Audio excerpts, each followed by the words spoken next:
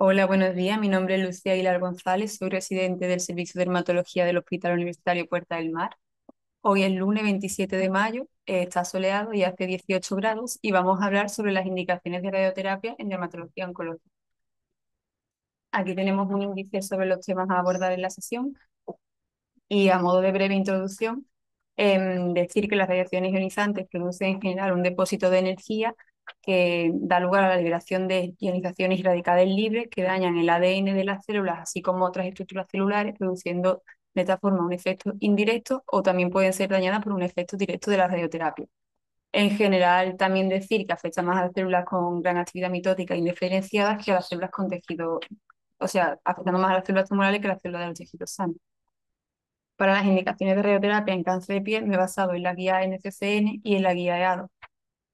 Y bueno, vamos ya con las indicaciones. Vamos a empezar por el cáncer cutáneo no melanoma, concretamente por el carcinoma epidermoide cutáneo.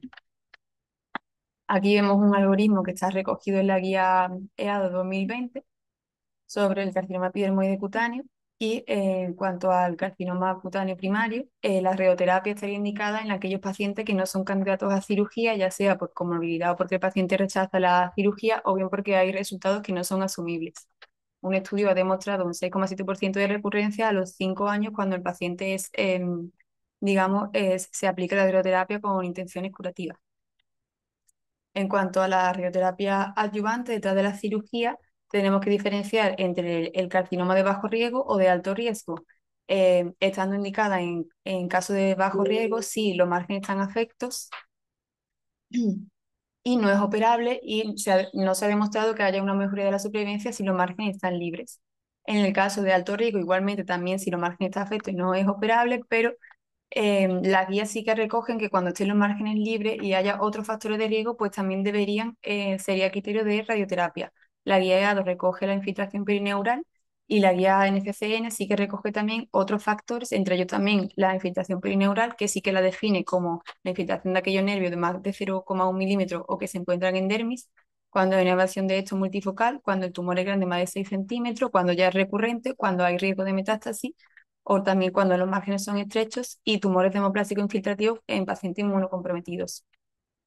Aquí tenemos el algoritmo de la NCCN en los tumores de alto riesgo. Cuando son intervenidos, si hay márgenes positivos, pues se puede aplicar la radioterapia y cuando son negativos, pues en aquellos casos en los que hay pues, factores que empeoren el pronóstico, que son estos que ya he mencionado aquí.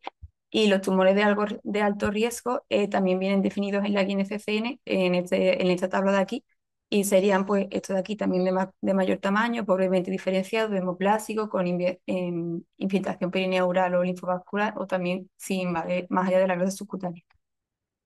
En cuanto a los carcinomas localmente avanzados, generalmente se define porque no son candidatos a cirugía de radioterapia con intenciones curativas y en esto suele estar indicado la inmunoterapia con anti-PD1 a la que se puede asociar radioterapia como primera línea o como segunda línea pues cetuximab con radioterapia, ya que este ejerce un efecto radiosensibilizante. El metástasis en tránsito puede ser una de las opciones terapéuticas. Y cuando hay metástasis en ganglio linfático regional, las dos guías recogen que se puede aplicar radioterapia si son inoperables, si hay afectación extranodal o permanece de la enfermedad tras cirugía. Sin embargo, la guía NCCN diferencia entre los tumores de cabeza y cuello, también resecables, cuando hay infiltración de los ganglios linfáticos o de la parótida. La radioterapia está indicada no solo en estos casos, sino también cuando hay afectación de más de 2 ganglios o hay un ganglio de más de 3 centímetros.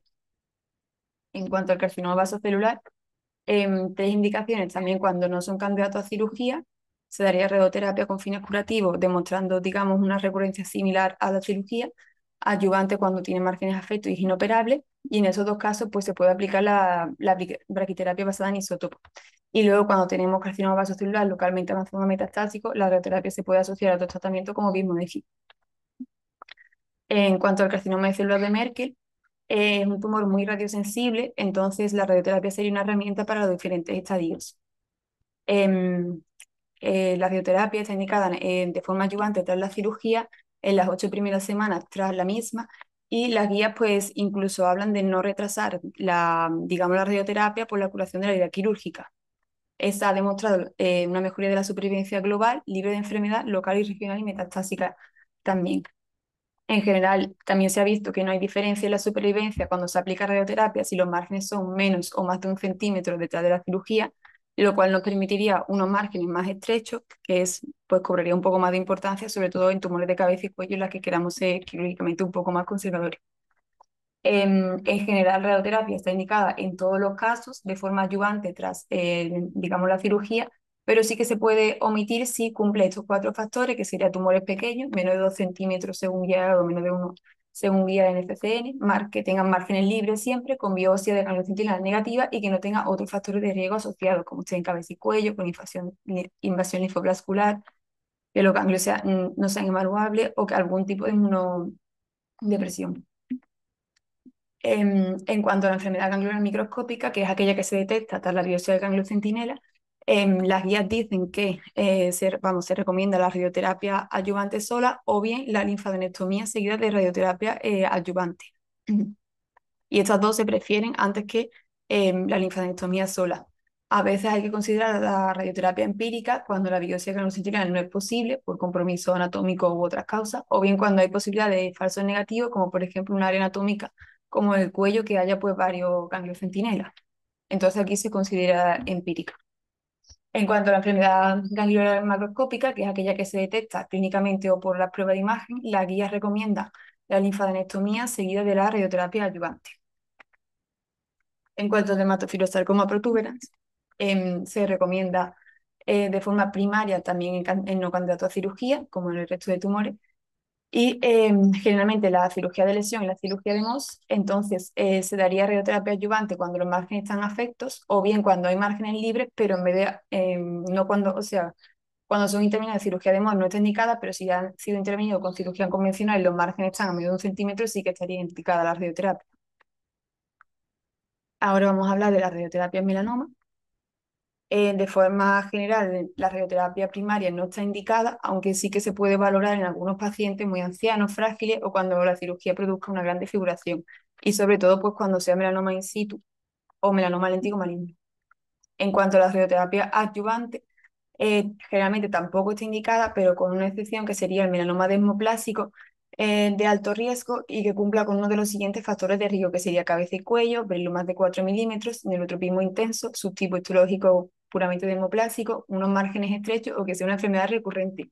Este tumor ha demostrado ser localmente agresivo, por lo que la radioterapia adyuvante podría mejorar el control local de este tipo de tumor. En cuanto a los ganglios linfáticos regionales, los ensayos clínicos sí que han demostrado una, digamos, mejoría del control local regional, pero sin mejoría de la supervivencia, por lo que la radioterapia tras la misma no estaría indicada porque hay una gran toxicidad local y no ha mejorado la supervivencia. En cuanto a las otras indicaciones, como la intención paliativa curativa, esta se podría dar en algunos casos teniendo en cuenta esta toxicidad en ganglios irresecables, metástasis en tránsito o en otras lesiones residuales. Aquí vemos el algoritmo de la NCCN, donde vemos cuando hay ganglios clínicamente positivos en melanoma. Detrás de la linfadenectomía se puede valorar la radioterapia en algunos casos, pero siempre teniendo en cuenta esta toxicidad. Luego tenemos también la enfermedad oligometastásica, que la radioterapia puede ser una alternativa en la misma. En la metástasis en tránsito, pues también puede ser otra alternativa terapéutica. Y luego tenemos las metástasis óseas, en la que estaría indicada de forma paliativa en caso de dolor, riesgo de fractura o compresión del canal medular, ya sea sintomático o asintomático. Esto ha demostrado una respuesta y control de los síntomas de entre un 67 y un 85% de los casos. En cuanto a las metástasis cerebrales, pues la radioterapia se puede combinar de los otros tratamientos que ya conocemos, y la radioterapia que estaría indicada sería la radioterapia estereotáctica de fracción única o hiperfraccionada. Generalmente se puede dar de forma primaria de una única fracción si hay lesiones pequeñas o varias fracciones y superiores. Y luego la radioterapia adyuvante detrás de la cirugía está recomendada sobre todo cuando quedan cavidades pequeñas.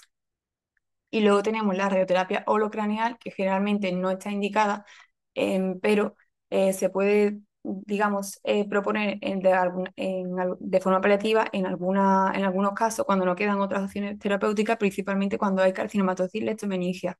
Y solo se indica en estos casos porque tiene una gran toxicidad neurológica. Y ya por último decir el manejo de la terapia sistémica durante la radioterapia, y es que los inhibidores de BRAF y MEK pueden interactuar con la radiación incrementando la toxicidad a distintos niveles. Entonces se recomienda que se suspenda 3 días antes y 3 días después de la radioterapia fraccionada o un día antes y un día después si es que la radioterapia es de fracción única. Y por el momento no se ha visto evidencia de que la inmunoterapia aumente la toxicidad de la radioterapia. Ya está.